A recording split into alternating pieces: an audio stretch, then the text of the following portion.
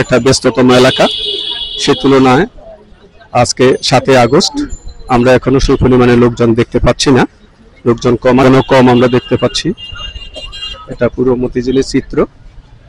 এখানেও একজন বিক্রেতা। আপনি কি কিছু বলতে চান? অগ্রণী ব্যাংকের হাটখোলা ব্রাঞ্চে গেছিলাম, বলছে টাকা নাই, টাকা পায় না, ক্লাব গেট বন্ধ করে রাখছে, টাকা দিতেছে না আর কি, টাকা নাই ব্যাংকে। অগ্রণী ব্যাংকে হাটখোলা ব্রাঞ্চ। আচ্ছা আচ্ছা আচ্ছা।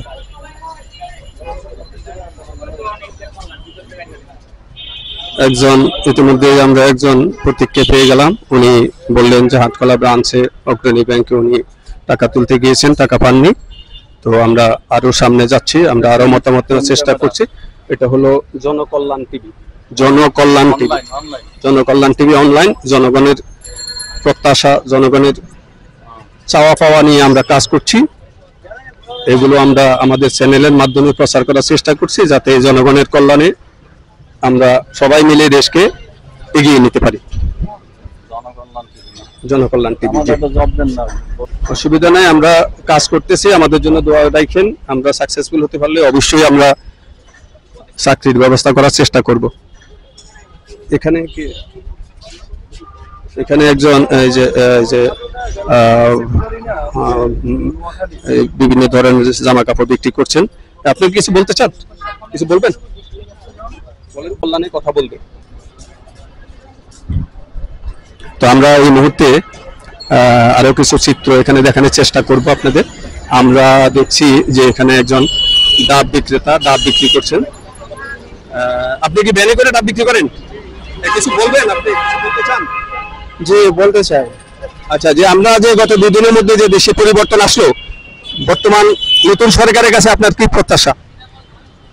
বর্তমান নতুন সরকারের প্রত্যাশা থাকবে যে আমাদের দেশে যেন শান্তি শৃঙ্খলা থাকে এবং যেন হই হুল্লা কিছু না হয়। আচ্ছা, আপনাকে অনেক অনেক ধন্যবাদ। তো আপনি এই যে ডাব বিক্রি করে কেমন আপনার সংসার কি চলছে ভালোভাবে? জি, আলহামদুলিল্লাহ, ভালোই চলছে। আচ্ছা, ঠিক আছে। আপনি কিছু বলতে চান?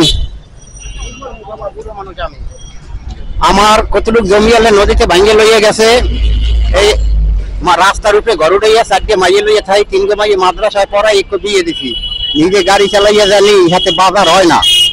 এই এরপর চেয়ারম্যানের কাছে গেলাম, কই আমারে আল্লাহ রাস্তায় একটা কাঠ দিয়েন। চেয়ারম্যানে দেখছে আমি যে রাস্তার উপরে থাই, আমারে কয় আল্লাহ আল্লাহ করো। তারপর আইছি ঢাকা মাইয়ে পোলা লইয়া, আইয়া বাসায় রয়েছি। এখন মাদ্রাসায় 3 মাইয়ে পড়াই, খরচ দিতে পারি না, বাড়ি এলাকায় কিছু দেয় আমারে, আর আমি ঢাকা আইয়ে গাড়ি চালাইয়া হইয়া পর যাই গাজীপুর। এই অবস্থা আমি দিন কাটাইতে আছি, বুঝছেন। 2 মাসের ঘর ভাড়া বাদ যায় আমার, আমি যেতে পারি না।